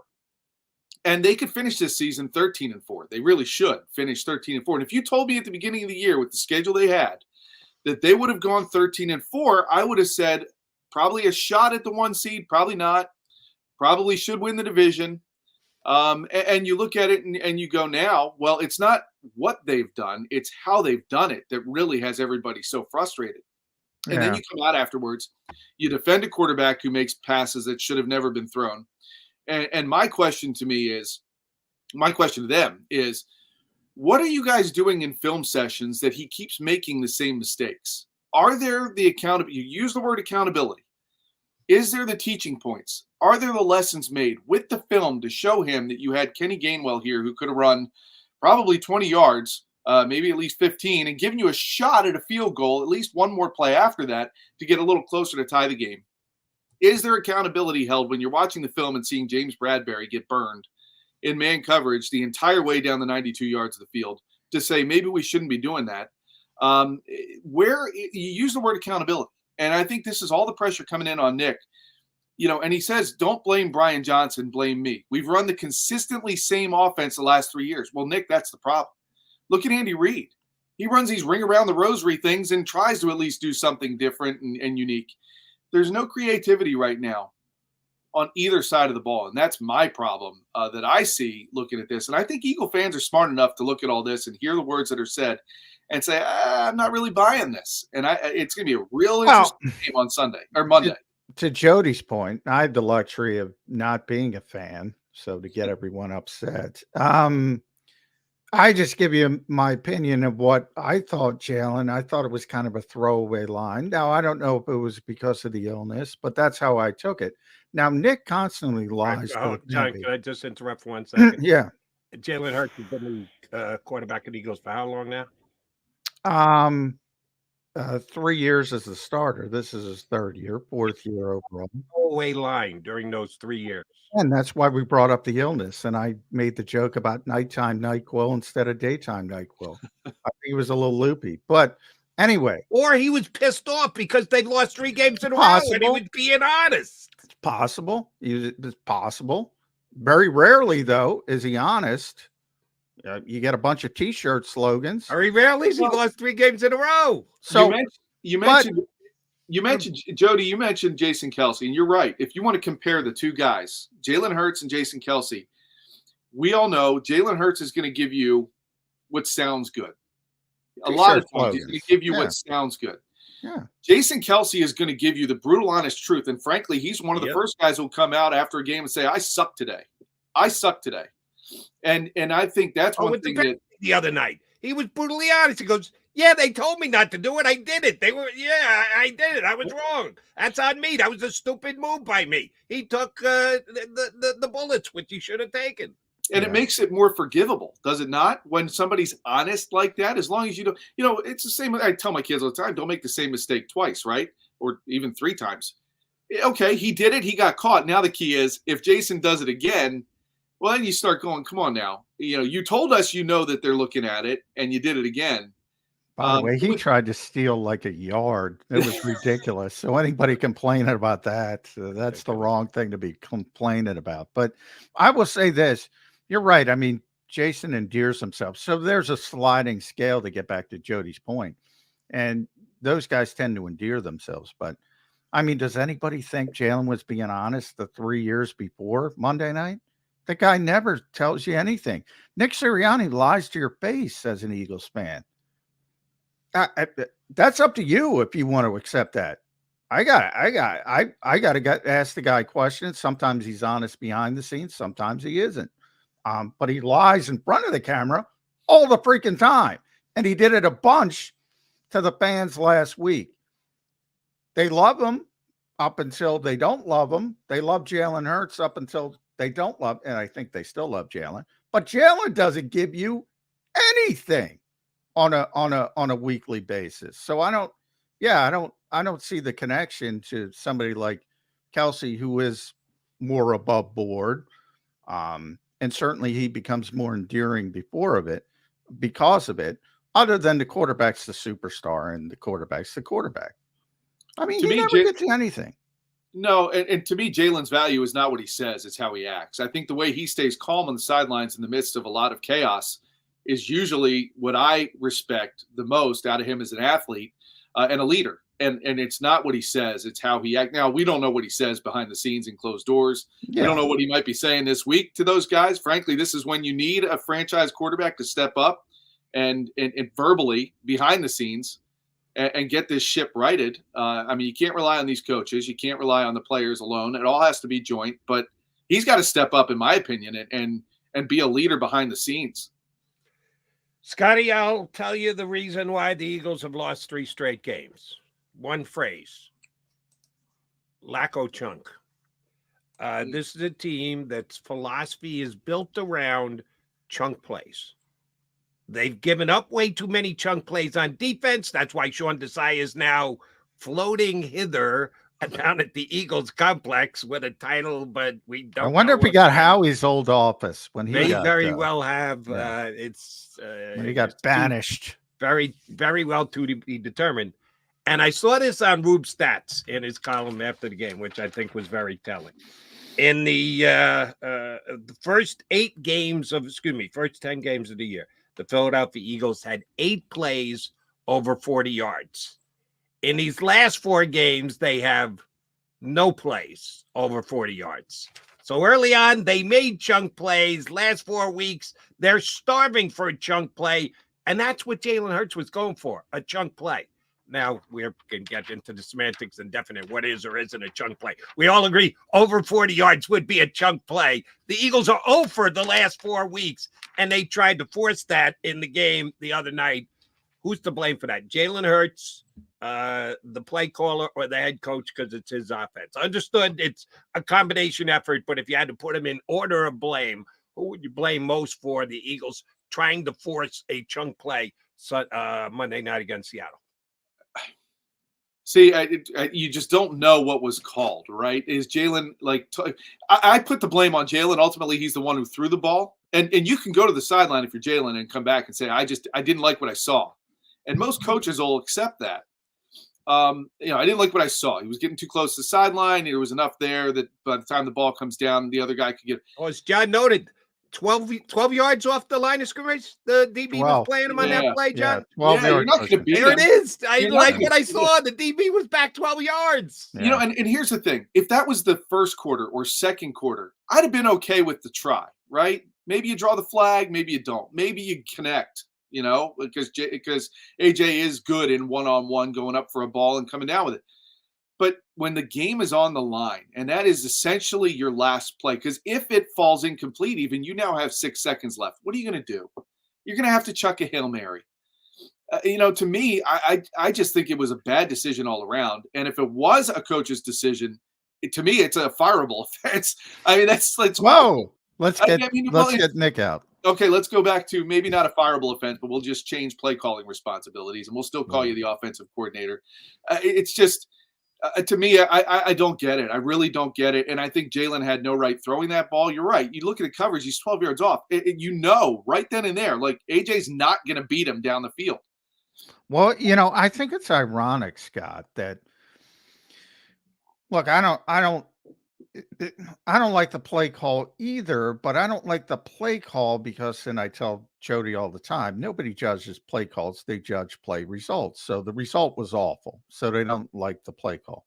Mm-hmm. Baked into that play call was, you come off the first progression to the second progression. If you take the second progression, all of a sudden it becomes a good play call. And you're in a position, maybe Jake Elliott kicking a field goal and everybody's happy. So that's sort of the dividing line. As Jody pointed out, 12 yards off the cornerback, he didn't look off the safety, so the safety could get over. The Eagles were in the same defense when Seattle won the game. Literally, the same defense. One cut would be what most people call it. Same defense.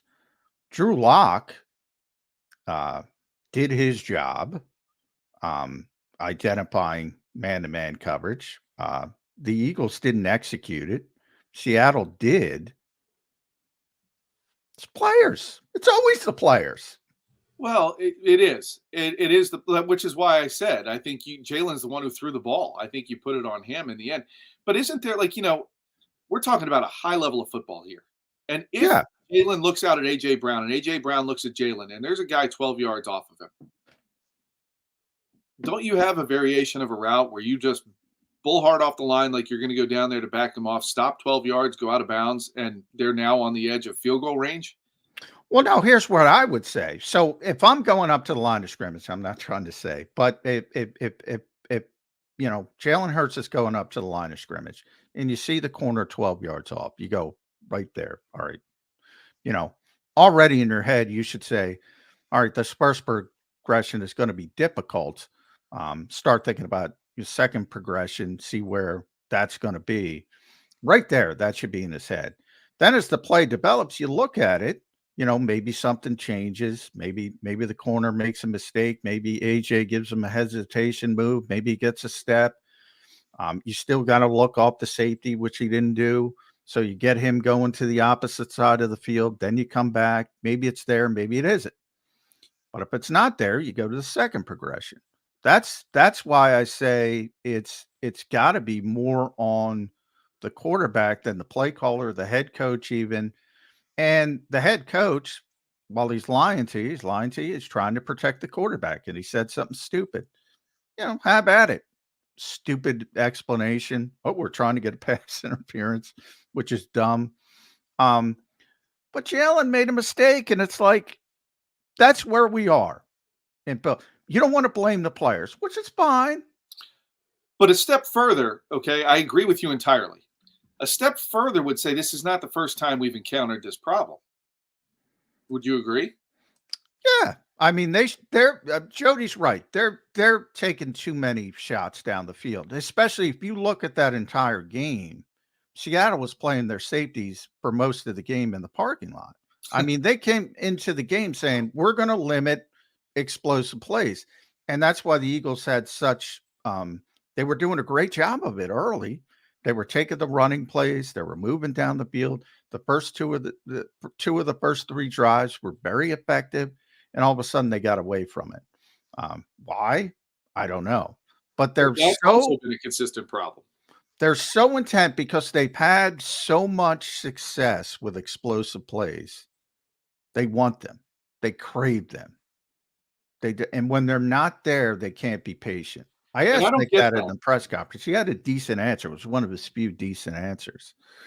They crave them. Same thing happened to Kansas City years ago when everybody couldn't stop Tyreek, and they said, you know what? We're just going to play our safeties in the Arrowhead parking lot, and you're going to have to meticulously go down the field. And there was like a 6 or 7 game stretch where Mahomes was getting frustrated because he's used to the big plays. He's used to those gash plays. And then he figured it out. Eagles got to figure it out if teams are going to do that. And I don't understand, though, what is wrong? Like, what is wrong with a 12-play drive and another 12-play drive where you are wearing down a defense, theoretically, and you are moving the chains? And that's what they did. And sometimes, obviously every game plays out differently for various reasons. As this game played out, it was evident that there was an opportunity to keep moving the ball down the field. And that's where I then go to the play to Quez Watkins and pull my hair out and say, why? Well, yeah. That to me is part of the problem. Making a reference from earlier in the show, not NQ, NyQuil, NQ, no Quez. That would help things immeasurably with the team right now. And my disdain for Mr. Watson's contribution aside, what has Olamide Zaccheaus done wrong? What did he do? Did he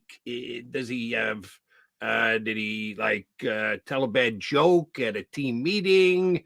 Did he hit on somebody else's girlfriend that was not acceptable within that locker room? Why don't they ever give that guy a chance? Because it seems to me when they put him out there, he actually makes plays, unlike the guy who always gets more snaps than him as the third wide receiver, Mr. Watkins. Correct. I completely agree with you, Jody. I don't have an answer to that question because, I mean, you say Zaccheaus, and my first thought is the great touchdown catch he had. It was a big one at the time in the game a few weeks ago. I don't know. And what I think frustrates people the most is you just don't see the effort with the ball in the air. I mean, on that opportunity, look, Jalen Hurts is putting a lot of trust in you. To at the very least, make sure it's not intercepted. Yeah. And the end of that route, you just see him just kind of like, I don't really have a shot at that. Yeah. The worst part is because Nick, and he did it again yesterday, talks about Quez's impact, clearing things out. You got to respect his speed, blah, blah, blah. John Stolnis brought out, and he's right, because I saw the same play was talking about. There's one, he was designed clearing out. He's just jogging like it's, a leisurely jog in the park. Thursday walk through. Yeah. So he's not even affecting the game that way. But I will say, if you cut Quez Watkins today, who cares? It's a Band-Aid on a broken leg. That's not the issues with this offense. Yeah, they shouldn't have thrown the ball to him in the end zone. Well, again, I have to apologize. I know I've been obnoxious today and I keep interrupting. Here's who cares. Me. If Howie Roseman well, I know you don't down like to the no, John, this is let me finish. Legitimately, Howie Roseman walks down to the locker room and tells Nick Sirianni, Quez Watkins is cut today. And Sirianni goes, why?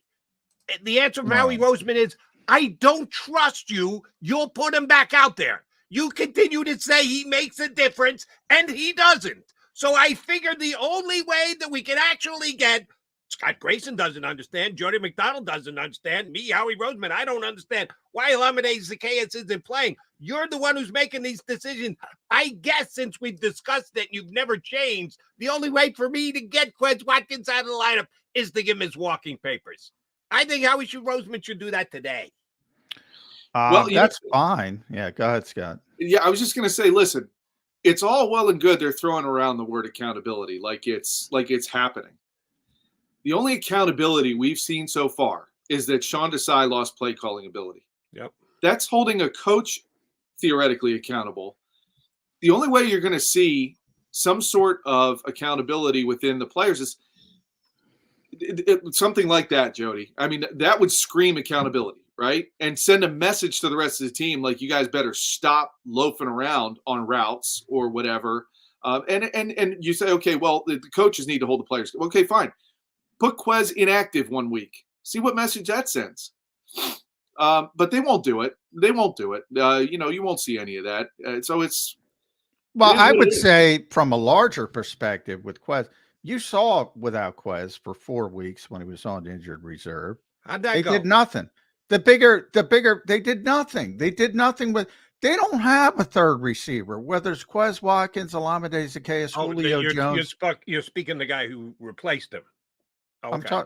I Yeah. thought you were talking about the Eagles overall. They did nothing. I was going to say, I think that was like the best 4-game run that they had. They don't have a third receiver. That's been one of the disappointments of Julio Jones. Olamide, I mean, he might be the best of the lot, but again, it's the Band-Aid on the broken leg. You brought up the accountability of the coaching staff. I think that's what I was saying about Quez. Doesn't matter. He stinks. Get him off the field. All right. Problem solved. You still don't have a third receiver. The defensive play caller, why? I'm asking everybody this, and this is the first time we've had you on since, Scott. So yeah, why? Week 15, and Nick Sirianni goes out there yesterday. Again, take it for what it's worth. We can't change much at this stage. So why are you changing much at this stage? Well, my question beyond that, John, is if you're going to change the play caller, why didn't the play calling really look all that different? The same. They played the same third. You had a they always play competitive advantage, and because Sean Desai was in Seattle. Yeah, I guess. I agree with you, John. I think the timing of it all is very, very questionable. Why? What did you expect to change? Is it because you want to be able to go out there and say, well, definition of insanity, we're not going to do the same thing and expect different results? Well, we did something different. Well, you got the same results, so what are you going to do? I mean, the problems are, and you saw it it was very interesting to me. Christian McCaffrey's on with the Mannings, and he tells everybody what the play is going to be as it's being run. To me, this offense and the defense are way too predictable. And when Nick comes out yesterday, he almost basically admits it to you when he says it's the same consistent offense we've run for the last 3 years. You can't be the same consistent offense. You can be a same scheme or a same idea, and you have to find different ways to run the same plays. Damn it, I hate defending Nick, especially in these 2 weeks. Now I'm going to defend him. I'm going to break because I don't want to defend him. Hey, we remember Tony Romo. I tell this to Jody all the time. Remember when he first got the job at CBS? Everybody was blown. Their minds were blown. He was calling plays at the line of scrimmage. If you're a smart football player, and Christian McCaffrey is off the charts, football IQ. Stanford guy. He can do that at will for every team in the NFL. Literally.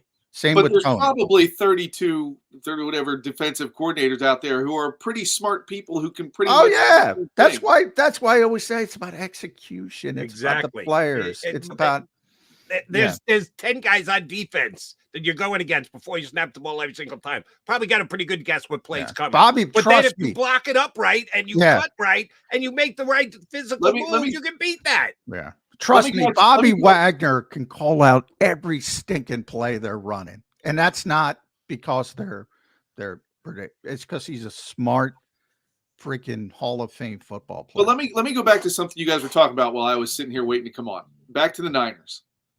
And you look at them and you go, talent-wise, okay, I would consider, and I'll start at tight end, George Kittle and Dallas Goedert. Roughly the same player. Kittle's better. Okay, I'll give you that. Deebo Samuel and Brandon Ayuk as a duo. Give me, I'm happy with A.J. Brown and Devontae Smith. Okay. Christian McCaffrey, best running back in the league. I would say Jalen Hurts is a better quarterback than Brock Purdy. The offensive line with the Eagles, I'm saying just if you took them one in a head-to-head competition with each other, he gives you more dynamic ability. The offensive line with the Eagles is better. That's true. But the Niners move the ball like they're running against the Little Sisters of the Poor. And the Eagles struggle to get first downs. And when they are moving the ball, they go away from what's working. So you can say execution, but to me, I think some of it. The San Francisco's defense is much better than Philadelphia's defense. So Philadelphia's offense has got to go against the San Francisco defense. Meanwhile, the San Francisco offense is going against the Philadelphia defense. No, I'm not taking them head to head. I'm talking about just in general. The Niners can move the ball with that offense, and they do a bunch of different things with motion. They do a bunch of different things to try to disguise what they're going to do. Well, Kyle's great, but Scott, now, as Jody knows, I think Kyle is the best play schemer, play caller in the NFL by far. But everybody's fighting for number 2. However, go back to the NFC Championship game. Everybody's mocking him. Oh, he's got a backup tight end blocking Hassan Reddick, and he gets his quarterback killed. Guess what? That's been a staple of the Shanahan offense for 15 years, 20 years. How long is Mike? God, 30 years. That's what they do. It's play action. You're trying to create an environment where you're fooling the defense and sucking them in. When it doesn't work, people are like, how can you get the quarterback killed? It's all results. They're cooking right now. Oh, they are. And they destroyed the Eagles. They did. He looks like and he is. He's in good times and bad times. He's the best in the NFL. But again, if the Eagles show up and block, I don't know, insert this week, Kayvon Thibodeau, who all of a sudden is starting to stand out with Jack Stoll, and Jalen Hurts bust his shoulder or his elbow. You know, all of a sudden the motion and all the rigmarole and all the thing that people want, Jody's right. It's execution, man. It is, but it's also, it is. And ultimately these players, I mean, some of them are just, I question whether some of them are giving you 100% when they get out there now, especially as the game starts to turn. But I just feel like play calling is an art to me. I think play calling is an art. You run something to set up something you want to run later in the game. I don't get the sense this staff does that. Do you? I don't think they're as good at it as Shane. I think Shane is special in that aspect, that particular aspect of what you're talking about. He would set people up and go back. The callback, I like to call it. He would do that. They don't do that as well. But I expected that with first-year coordinators. That's fair. You have growing pains. They're learning on the job. There's a reason Shane Steichen was the offensive coordinator and Brian Johnson. We saw this with Andy Reid. Andy Reid had that Hall of Fame staff in 1999. Look at it today. It's unbelievable. And he started to lose them as they got head coaching jobs and other jobs. And it wasn't as good. The Xerox is never as good as the original. Should that surprise people? No, but I would like to think that by week 15, week 16, like they always say, you know, when you get to February, AG's looking pretty good right now. When you get to February of a college basketball season, they say they're not freshmen anymore. That's true. That's you fair. know, and we're here in week 15, week 6. We're almost the end of what used to be a regular season. Yeah. And they're going the wrong direction. I mean, this team is not playing their best football in December. They're playing their worst. Scotty, I got bad news for you. Last year you talk about by the time you get to this week that rookie status is in the rearview mirror. Guess what? Jalen's MVP status is now in the rearview mirror from last year. And by the way, the guy who was leading in the MVP, most passing touchdowns in the NFL, Brock Purdy. I told you, you went down the passer the rating route. by far number one in Brock Purdy. Passing TDs to interception rate, Brock Purdy number one. Yards per attempt, Brock Purdy number one. Yards per completion, Brock Purdy number one. No argument here. Brock Purdy number one. So you can't, as we're sitting here in week 14, go, yeah, I'll take Jalen Hurts over Brock Purdy. I think we had. I'm looking at it, and I'm saying Jalen the big picture, not Jalen this year as an isolated example. Because now I got Jalen with a bum knee for part of it. Jalen who's sick. Jalen with a less dynamic offense than what it should be. So right now, I agree with you. Brock Purdy is doing everything he needs to do for that team to win a Super Bowl. I agree with you. Yeah. At Scott Grayson, Box 29. Scott and I talked about two other subjects, and he didn't get past the moment you said Hurts over Purdy. Yeah, well, listen, he's not wrong. He's not wrong. Not right now. No, and we were having the conversation about comparing the Eagles to the 49ers now. Okay. Now is now. Now right is now, not last year or previous years, right?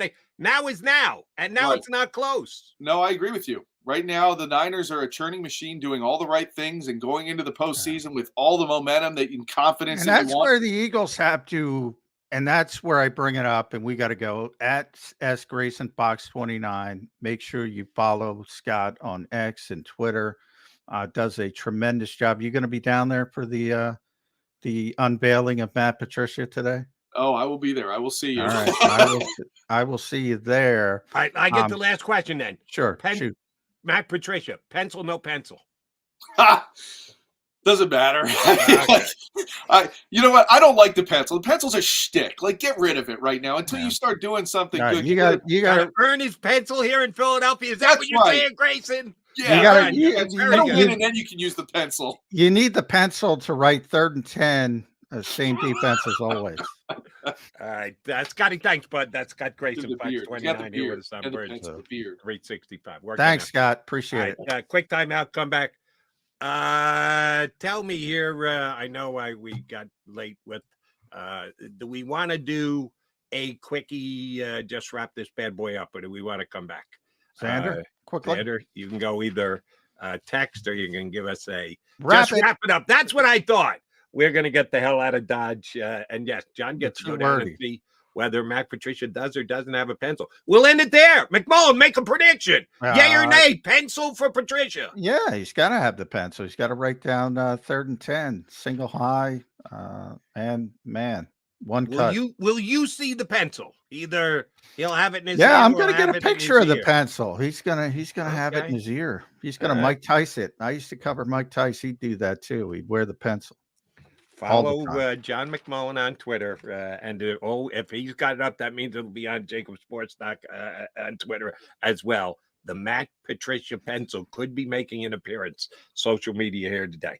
Coming up next, you got Bill Colabrello on the Power Hour, so you want to stay here for that. MacMan, I'll catch you in 22 hours. Let's do it. Mac and Mac back on Birds 365 and 2 and 2.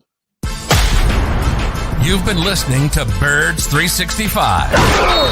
the destination for the passionate Eagles football fan who bleeds green. If it's Eagles football, we're talking about it. Debate inside the locker room and guests that are some of the greatest football minds from around the region. We hope you enjoyed the show. We know we had a blast. Make sure to like, comment, and subscribe, and we'll be back soon. But in the meantime, hook up with us on social media at JAKIB Sports. See you next time on Birds 365.